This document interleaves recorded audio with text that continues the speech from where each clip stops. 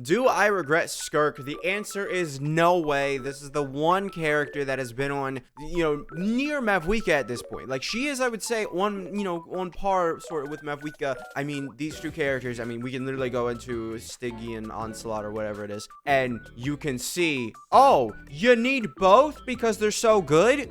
Like, legitimately, this character, if you want to even attempt beating Stygian, you're going to need Skirk, is what I feel like. If you want to attempt it, you really are going to need a really good freeze team for that one boss. Then you're also going to need Mavuika, then probably Kanich. It seems like this is what hard content was. Like, I'm sorry to anybody who, is a little butthurt that, you can't use every single favorite character you want. I'll have a video going over this, but this is what hard content is. This is what happens when games introduce hard content, especially gacha games. You have very limited choices.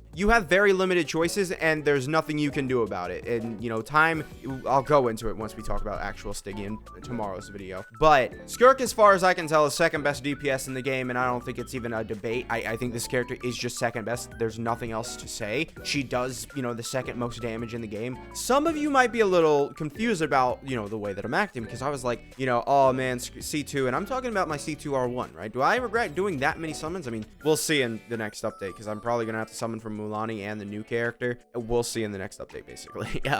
But yeah, this, I was not very high on this. This was a very bummy constellation for me. However, I did just, Stygian came out after I got C2, and, well, let's go ahead and see. Can I see my, battle records? We can see, oh wait, it doesn't show the height? What? Why? Why would you do that? Why?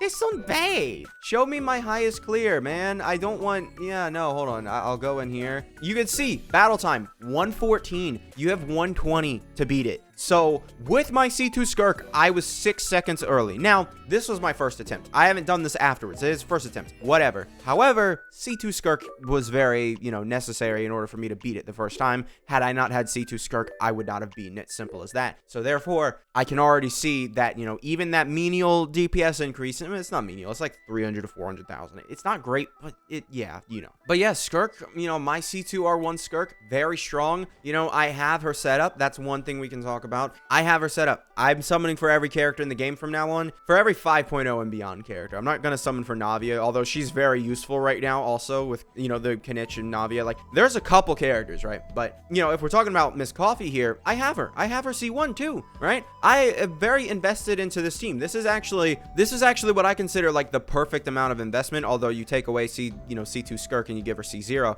But I have Skirk with, R1. I have Shinha with her weapon. I have Miss Coffee with a C1, and then she is holding a 5-star weapon. But then I also have Fiorina with her C1. This is the perfect level of baseline investment that I give my characters, and it really is very strong, and I really do feel like this team, it does get close to Mavuika, although it doesn't, right? It's oh, Skirk's the second best, but there's still, simply put, this is Mavuika, and then we have like Skirk, like right here. You can see that the gap, right? There's a gap. Another character can easily fit in there, right? It's not like Skirk is like solidified as second best DPS until there's a, new best.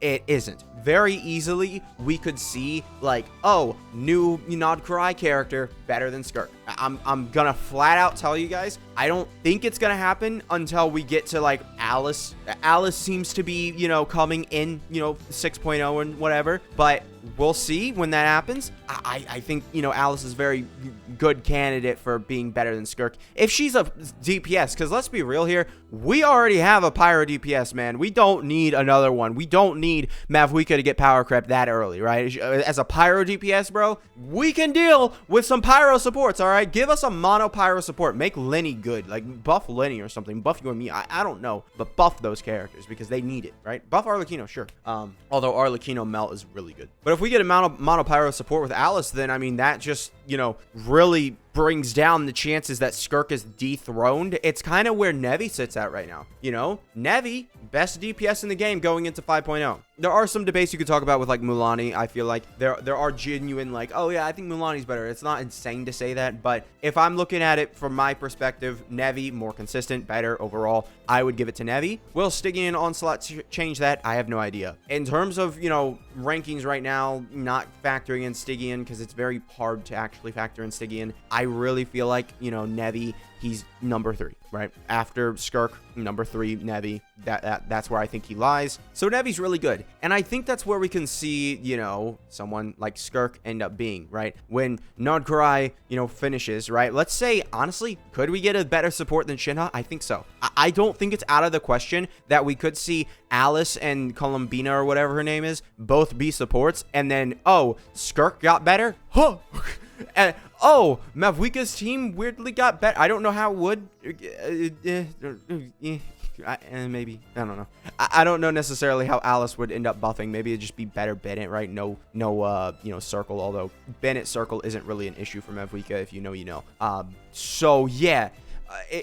I don't see Skirk dying anytime soon. I think she is really strong. And I know very soon after this video is uploaded, might be literally today, the day this video is uploaded, you guys will see why I'm bringing up this point. Some people don't like the fact that Void characters and, you know, Archons are just better lore-wise, or they're lore-wise important, therefore they're better. I think that's just how the game's gonna go. I think that's kind of where we're at, and I think it's very clear, oh, Nevi got special treatment because he's a dragon? You know, Arlecchino got power crept in 7 months because she's just a Harbinger? Because I think Harbingers, if I'm actually looking back on it, Arlecchino's the only one who ever was treated goodly. Because let's go ahead and let's look at the Harbingers, right? All right, so we have Tartaglia. All right, okay, 2.0. Oh, the Harbinger died? You know? Oh, 3.0, Wanderer, considered one of the most mid 5 stars on release? And then we get to Arlecchino, the one outlier, and then she gets power crept in 7 months?